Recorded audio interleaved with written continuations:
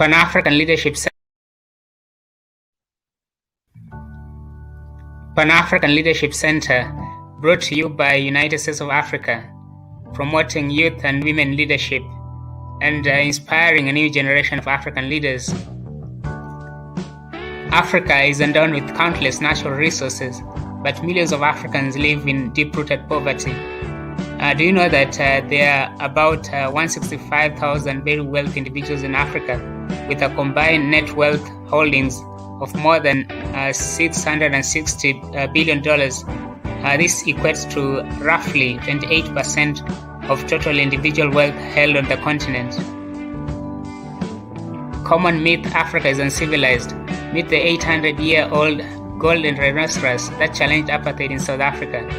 Rhino made from pure gold from Limpopo province of Tanzania, constructed in 1441, 200 years before the invasion by European settlers. The manufacturing process required engineering of the highest order. This proves Africa is the cradle of all civilizations. Africa lacks good leadership role models worth of emulation for young people and women aspiring leaders. Dysfunctional leadership has produced in industrial scale debt, hunger, disease, ignorance, and poverty. Pan African Leadership Center, debunking Eurocentric lies about African history, defining African narrative from Afrocentric perspectives, and breeding ground for Pan Africanism. Pan African Leadership Center, every Thursday at 4 p.m. EAT, 9 a.m. Eastern Time, 2 p.m. British Standard Time, 1 p.m. GMT, starting this Thursday, 22nd of July 2021. Africa must unite. We want a United States of Africa with one president, one military, one central bank, and one passport. We must unite or perish. Did you know that Africa is bigger than China, India, the US, and most of Europe combined? But if you look at the usual flat map of the world, it appears that Greenland is nearly as big as Africa. But the truth is, it's not even close. Africa is 14 times larger. African continent has a land area of 30.37 million square kilometers, enough to fit in the US, China, India, Japan, Mexico, and many European nations combined. Become a supporter of United States of Africa. Enroll now. For more information about United States of Africa, visit usafricagov.com.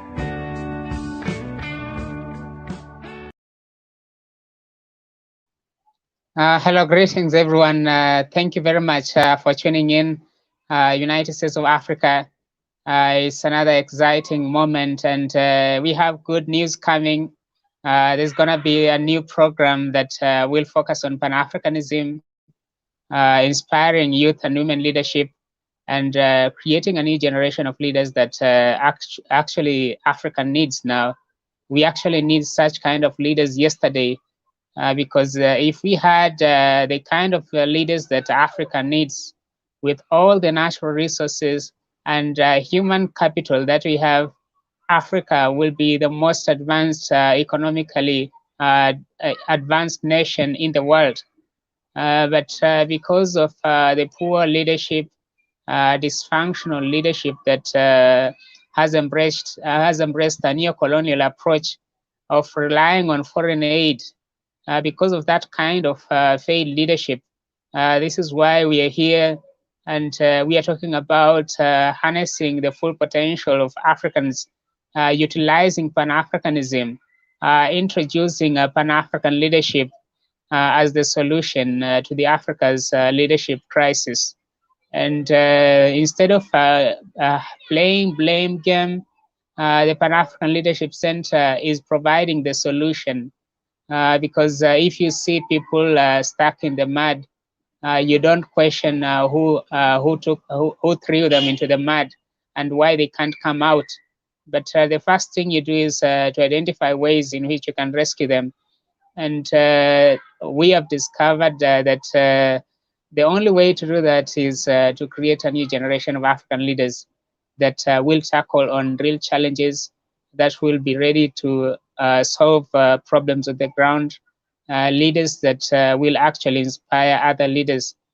And the Pan-African Leadership Center is open to all people of African descent around the world that have expressed interest or people who are dissatisfied with the current living conditions of people of African descent around the world, and they want to be that change. Then Pan-African Leadership Center is the platform for you, for women that want to lead. They just don't want to be in the backstage and wait for decisions to be made. Pan African Leadership Center is for women who want to be the decision makers, for women that are passionate about leadership, be it political, economic, technological, cultural, for African women that want to create solutions to the problems that Africa is facing. And we encourage you to share the stream, share with your friends, and share with everyone so that we can actually spread this knowledge. And I'm seeing there's someone from Yaoundé, Cameroon joining. David in Chamba is saying hello from Yaoundé, Cameroon. San, you're saying live. We can see you live on the program. And we also have Adar from South Sudan. Thank you for tuning in. And I'd like to emphasize the need for us to utilize Pan-Africanism to champion for social and economic improvement of the living conditions of people of African descent around the world. It's very important for us to focus on a solution-based on oriented approach, utilizing Pan-Africanism as a catalyst for Africa's economic and social development, utilizing Pan-Africanism to develop Africa and to even inspire Pan-Africanists all over the world. We need to see more Pan-African leaders. We need to see a new generation of African leaders that believe in the need to put the interests of the African people first. A new kind of leadership that is solution-driven and results-oriented. This is the kind of leadership that Africa needs. And you and I can be that leader that your country is looking for. You and I can be that leader that the continent is looking up for. You just need to show up and take on the responsibilities, take on the real-time problems that you are facing in your community, provide a solution. And let us see more Africans supporting Pan-Africanism, being part of this Pan-African vision to see a unified Africa. For Africa to unite, the first thing we need to do is to change our mentality. We need to change our thinking. And by changing our thinking, we are going to see that all these problems that we have been seeing, they don't have solutions. Actually, we are the solutions to these problems. And United States of Africa continues to push on the slogan of African problems for African solutions. We encourage African states to embrace this approach in solving any kind of conflict or crisis that we have. this guard situation, whereas Egypt is saying that it's relying on the colonial agreements to lay claims on the Nile. This crisis was even brought to the United Nations. It was sent to the Arab League as if these are the ones that have solution to African problems. And I believe that the African Union is the organization that should resolve any African conflict, and therefore it should take a lead in the resolution of any other conflict that may arise. The GAD situation is an example of what the Berlin Conference can do to Africa. It actually divided Africans into these small colonial and into these small colonial territorial units. And African countries are actually fighting because of these colonial agreements that established these micro-states that actually cannot even depend on themselves. They can't be even economically or even politically independent.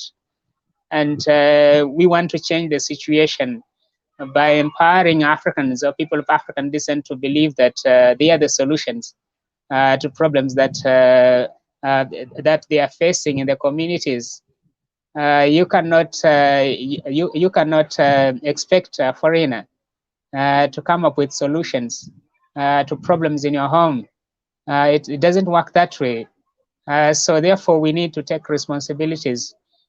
Let us take ownership for the problems that Africa faces, and through Pan-African solidarity, working towards improving our living conditions and demonstrating to the world that we can solve our own problems.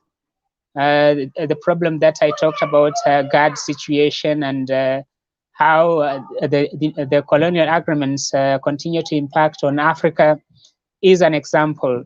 And we need to overcome that challenge, completely reject any colonial ideas that gives some African states imperial powers to lay their hands on something that they actually don't own. And this is something that we as Pan-Africanists are completely discouraging any African state to be an imperialist is actually undermining the Pan-African vision. Therefore, I believe that Ethiopia and Egypt and all riparian states, they have a right to claim the fair use of the River Nile because it goes around so many African countries, and this is a common resource. It's just like Egypt or Somalia waking up one day and then they say they own the entire Indian Ocean, which is not even a fact or a reality. The same thing is happening with the Nile, and this is something that we need to encourage African states to provide solutions to their own problems. In Somalia, there have been a crisis between Somalia and Kenya over maritime boundaries, and it just goes back to the Berlin Conference. We need to completely eradicate these colonial barriers that have actually made countries like Lesotho landlocked. Yet Africa has a huge portion of the Indian Ocean. We need to ensure that this ocean is equally divided to African states, so that we don't have any landlocked African state. And there is need for even technological exchange between the Africans in Africa and the Africans in the diaspora. There is need for us to trade more with each other. I can see there's team live joining from Lincoln. Brother Martin Pratt, thanks for joining. You're saying yes, definitely. And then we have Solomon joining from South Africa. We appreciate you joining this stream and being part of this conversation. We have Hassan joining from Burundi, and then we have Nicholas saying the greatest enemy to Africa, Pan Africanism is democracy. The greatest mistake Africa made is to follow the path of capitalism. We betray the dream and sacrifice of our ancestors for the continent, and I can't rule it out of the influence. Actually, you've written a lot, and I can get what you're saying. It's very true that Africa needs its own version of democracy. We need to define what leadership means in our own circumstances, in our own conditions. And if we define what leadership means to the African people, definitely we are going to see a new form of leadership that responds to the needs and demands of the African people, a new kind of leadership that reaches to the aspirations of the African people or the people of African descent, wherever they are. David, you're saying Africans should start seeing the African continent as a great continent, as a great continent. We need to provide solutions to our own problems. Together, let us make Africa great. Patrick, you're saying live from Kenya. This is a great discussion. We are the solution to our own problems. Thank you very much for sharing your insights as well. Indeed, we Africans have a lot of untapped potential, and the only way that we can reach our full potential, harness our capabilities, is to discover to understand that we can only reach our best when we work as a team. When we embrace the Pan-Africanism principles and work towards self-improvement, work to improve our social, economic, cultural, and political conditions. All over diaspora, there's been a lot of divisions when it comes to Black leadership because of lack of unity. The Black leadership has been unable to push for serious reforms that will improve the well-being, the condition of our people. You'll see that Black leaders are being divided based on their political allegiance, and this is where Black nationalism comes into play. There is need for the Black leadership to come together and unite for common interests, to ensure that they put the interests of the people first before the party allegiances, because party allegiances is actually betraying the cause of people of African descent in the African diaspora. And this is something that Pan-African Leadership Center wants to change by creating a new generation of people-centered leaders, leaders that will put the interests of people of African descent first, and they'll be able to show up and provide solutions in Black communities, encourage other leaders to rise up so that we have as many leaders as possible. And this will put us in a very good situation where we have people to represent our interests in every angle, in every sphere, whether it is political, social, cultural, or economical. Therefore, Pan-Africanism is the only solution, is the only way that can inspire people of African descent, whether they're in Africa, in the United States, in Europe, in the Caribbean, to come together and work towards improving the social and economic conditions, ensuring that people of African descent are treated with equal dignity and respect.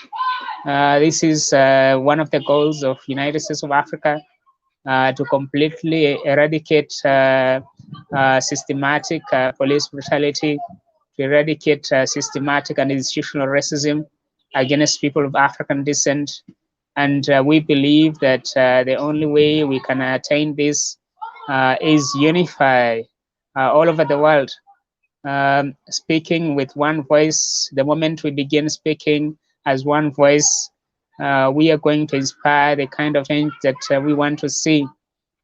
And we will see our people being treated with equal dignity and respect. United States of Africa is extremely troubled by the events in West Papua. We have seen shocking brutality against the indigenous people in West Papua by Indonesian military. The imperialist encroachment has continued, and West Papuans are suffering. They are being denied the right to determine their destiny.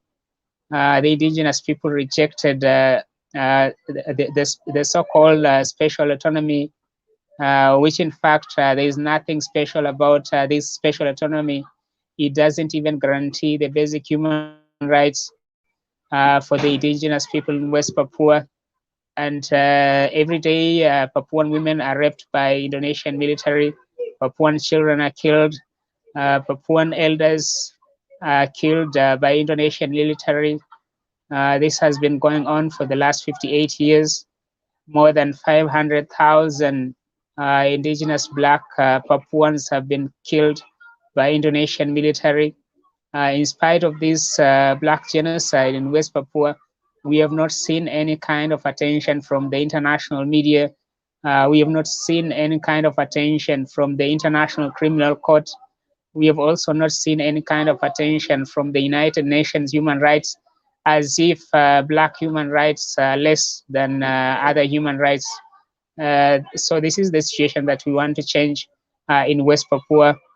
We demand that the United Nations Human Rights Commission takes urgent steps to guarantee the right of the indigenous people to determine their destiny. Majority of the indigenous people have rejected the special autonomy being forced by Indonesian military using very crooked approaches, arresting students that are peacefully protesting, even shooting dead students, displacing students from dormitories where they live, and even arresting journalists, arresting indigenous political activists. Many have been charged for expressing their desire to be free humans like any other nation. They are being criminalized for fighting for the liberation of their country. Indonesia branded West Papuan freedom fighters as terrorists simply because they are rising against the colonial domination. And this is something that we need to see the international community respond so that the indigenous people can be given their full human rights. They can be given an opportunity to determine their destiny. This is so urgent that the world needs to respond to the humanitarian crisis in West Papua. Thousands of indigenous people, indigenous women, indigenous children are displaced, and they are living in the forests. As Indonesia and Western countries continue to benefit from the vast gold resources, vast oil resources, vast copper resources that West Papua offers. If you didn't know, West Papua is home to the world's largest gold mine. And this is why the United States company Freeport-McMoRan has been actively exploiting West Papua's gold, and they're less interested in the human rights violations going on in West Papua, as long as they lay their hands on the gold that is available. And we also have BP, which is a national company for the British. They are also exploiting the oil. So they actually don't care about human rights as long as they continue to profit from West Papua's natural resources, as a majority of the indigenous people live in deep-rooted poverty. We call upon human rights organizations to take West Papuan situation very seriously, and to make sure that they join in the campaign to raise awareness on what is happening, to apply more pressure to the United Nations so that they can address West Papuan crisis once and for all, because they are the ones that created this situation in the first place by allowing Indonesia to take over West Papua without taking into consideration what the indigenous people were saying.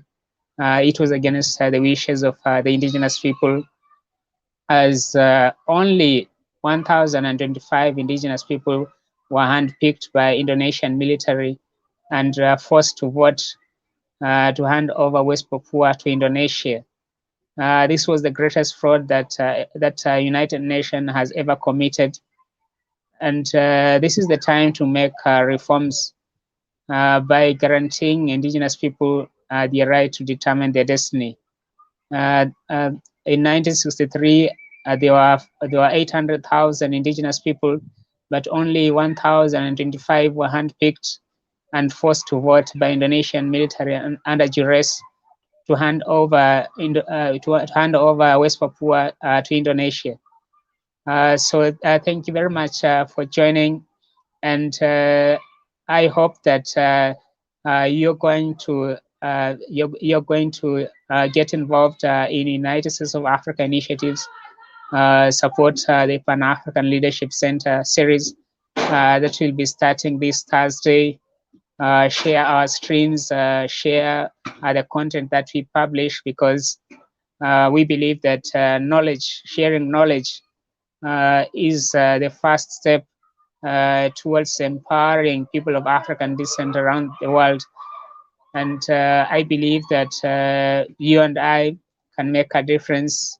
You and I can bring that kind of change that Africa needs. Thank you very much, and I wish you a good day, good morning, depending on where you're watching us from.